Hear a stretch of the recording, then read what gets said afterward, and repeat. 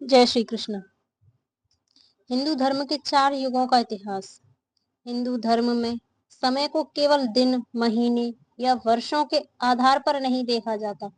शास्त्रों के अनुसार समय एक अनंत चक्र है जो सृष्टि, पालन और प्रलय के माध्यम से निरंतर घूमता रहता है। इस ब्रह्मांडीय काल चक्र की सबसे महत्वपूर्ण अवधारणाओं में से एक है युग चक्र। युग चक्र 4 युगों में विभाजित है: सतयुग, त्रेता युग, द्वापर युग और कलयुग। ये चारों युग मिलकर एक महायुग का निर्माण करते हैं। हिंदू पुराणों, महाभारत, रामायण, विष्णु पुराण, भागवत पुराण और मनुस्मृति में इन युगों का विस्तृत वर्णन मिलता है। पुराणों में धर्म की तुलना एक बैल से की गई है। सतयुग में धर्म अपने चारों पैरों पर दृढ़ता से खड़ा था। त्रेता युग में धर्म का एक पैर नष्ट हो गया। द्वापर युग में केवल 2 पैर शेष रहे और कलयुग में धर्म केवल एक पैर पर खड़ा रह गया। अर्थात जैसे जैसे युग आगे बढ़ते हैं, मनुष्यों में सत्य, पवित्रता, दया, तपस्या कम होती जाती है तथा अधर्म, लोभ, क्रोध और मोह बढ़ते जाते हैं। सतयुग को स्वर्ण युग कहा जाता है। इस युग में पृथ्वी शांति, सत्य और धर्म का निवास स्थान थी। लोगों के मन में किसी प्रकार की हिंसा, द्वेष या छल कपट नहीं था। वे प्रकृति के साथ सामंजस्य स्थापित करके जीवन व्यतीत करते थे। मनुष्यों की आयु अत्यंत लंबी थी। वे गहन तपस्या एवं ध्यान के माध्यम से ईश्वर की कृपा प्राप्त करते थे। इसी काल में भगवान विष्णु ने अनेक दिव्य अवतार धारण कर संसार की रक्षा की। सतयुग की सबसे प्रसिद्ध घटनाओं में से एक मत्स्य अवतार की कथा है। जब महाप्रलय का जल संपूर्ण पृथ्वी को डुबाने लगा, तब राजा सत्यव्रत ने एक छोटी मछली की रक्षा की। वह मछली धीरे धीरे विशाल रूप धारण कर भगवान विष्णु के रूप में प्रकट हुई। उन्होंने राजा को आने वाली प्रलय के विषय में बताया और सभी जीवों तथा ज्ञान की रक्षा के लिए एक विशाल नौका बनाने का निर्देश दिया। प्रलय के समय भगवान ने उस नौका को अपनी सींग से बांधकर सुरक्षित स्थान तक पहुंचाया। यह कथा केवल मानवता की रक्षा की कहानी नहीं, बल्कि ज्ञान और धर्म के संरक्षण का भी प्रतीक है। इसके बाद पूर्व अवतार की कथा आती है। जब देवता और असुर अमृत प्राप्त करने के लिए क्षीर सागर का मंथन कर रहे थे, तब मंदराचल पर्वत पर बार बार समुद्र में डूबने लगा। उस समय भगवान विष्णु ने विशाल कछुए का रूप धारण किया और अपनी पीठ पर उस पर्वत को धारण किया। लंबे मंथन के बाद समुद्र से देवी लक्ष्मी, चंद्रमा, कामधेनु, ऐरावत, पारिजात वृक्ष और अमृत कलश सहित अनेक दिव्य वस्तुएं प्रकट हुई। समुद्र मंथन हिंदू पौराणिक कथाओं की सबसे महत्वपूर्ण घटनाओं में से एक है। सतयुग की एक और महान कथा वराह अवतार की है। जब असुर हिरण्याक्ष ने पृथ्वी को समुद्र की गहराइयों में छिपा दिया, तब देवताओं ने भगवान विष्णु से सहायता की प्रार्थना की। विष्णु ने विशाल वराह का रूप धारण किया, समुद्र की अथाह गहराइयों में प्रवेश किया और पृथ्वी को अपने दांतों पर उठाकर बाहर ले आए। इसके बाद उन्होंने हिरण्याक्ष का वध करके संसार की रक्षा की। सतयुग की सबसे लोकप्रिय कथा संभवतः नरसिंह अवतार की है। असुर राज हिरण्यकश्यप ने ब्रह्मा से ऐसा वरदान प्राप्त कर लिया था कि उसे न मनुष्य मार सके, न पशु, न दिन में, न रात में, न घर के भीतर, न बाहर। वह स्वयं को ईश्वर घोषित कर सभी से अपनी पूजा करवाना चाहता था, किंतु उसका पुत्र प्रहलाद भगवान विष्णु का परम भक्त था।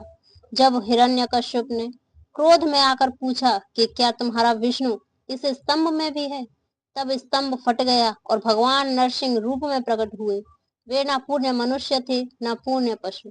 उन्होंने संध्या समय द्वार की चौखट पर बैठकर हिरण्यकश्यप का वध किया। यह कथा भक्ति और धर्म की अंतिम विजय का प्रतीक मानी जाती है। सतयुग के अंत के बाद त्रेता का आरंभ हुआ। इस युग में धर्म की शक्ति कुछ कम हो गई किंतु न्याय, सत्य और आदर्श अभी भी समाज में स्थापित थे। त्रेता युग मुख्यतः रामायण के युग के रूप में जाना जाता है। इसी काल में भगवान विष्णु ने वामन, परशुराम और श्री राम के रूप में अवतार लिया। असुर राज बलि अत्यंत शक्तिशाली और दानवीर शासक थे। उनका प्रभाव इतना बढ़ गया कि देवता चिंतित हो उठे।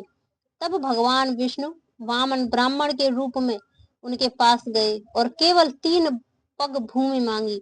बलि के सहमत होते ही वामन ने विराट रूप धारण कर लिया।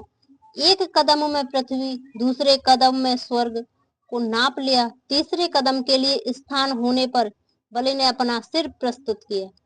यह कथा विनम्रता और आत्मसमर्पण की अद्भुत शिक्षा देने वाली है।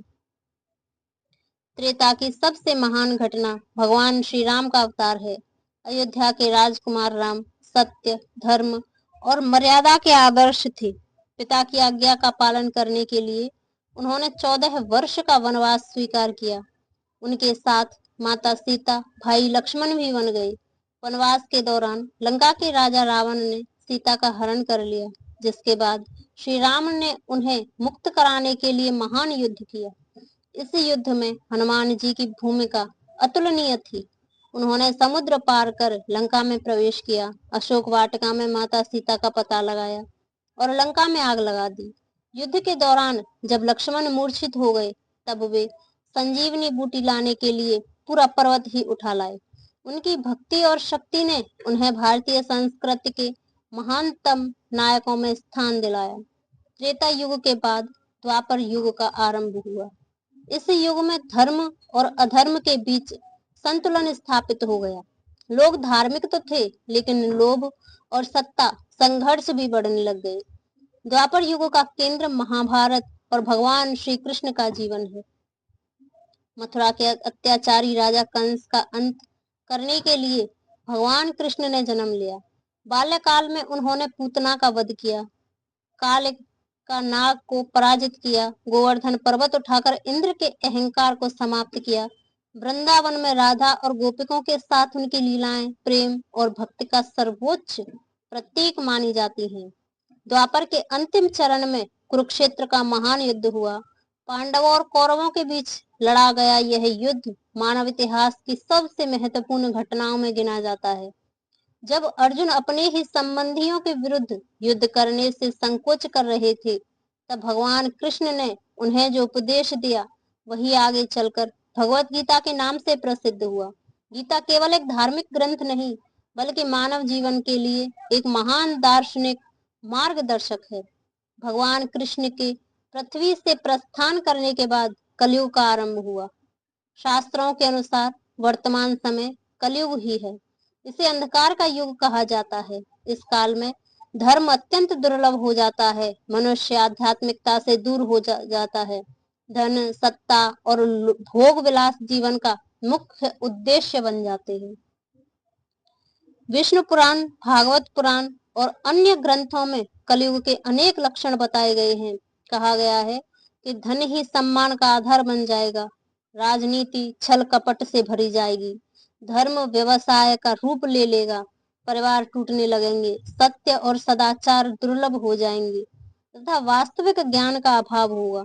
फिर भी कलयुग को पूर्णतः अंधकार में नहीं कहा गया है, क्योंकि इसी युग में भक्ति और नाम स्मरण को मोक्ष का सबसे सरल मार्ग बताया गया। श्री चैतन्य महाप्रभु ने प्रचार किया कि हरि नाम संकीर्तन ही कलयुग का सर्वोच्च धर्म है। उनके अनुसार भगवान के नाम का स्मरण करके मनुष्य मुक्ति प्राप्त कर सकता है। पुराणों में यह भी वर्णन मिलता है कि कलयुग के अंत में भगवान विष्णु कल के अवतार के रूप में प्रकट होंगे। वे संभल ग्राम में जन्म लेंगे। देवदत्त नामक श्वेत अश्व पर सवार होकर अधर्म का विनाश करेंगे। उनके आगमन से कलयुग का अंत होगा और पुनः सतयुग का आरंभ होगा। इस प्रकार युग चक्र निरंतर चलता रहता है। सत्य से त्रेता, त्रेता से द्वापर, द्वापर से कलयुग और फिर कलयुग से पुनः सतयुग का उदय होता है। यह चक्र केवल समय का नहीं, बल्कि मानवता की नैतिक और आध्यात्मिक यात्रा का भी प्रतीक है। युग बदलते हैं, सभ्यताएं बदलती हैं, लेकिन सत्य, धर्म, करुणा और भक्ति का महत्व कभी नहीं बदलता। यही हिंदू धर्म के 4 युगों का शाश्वत संदेश है।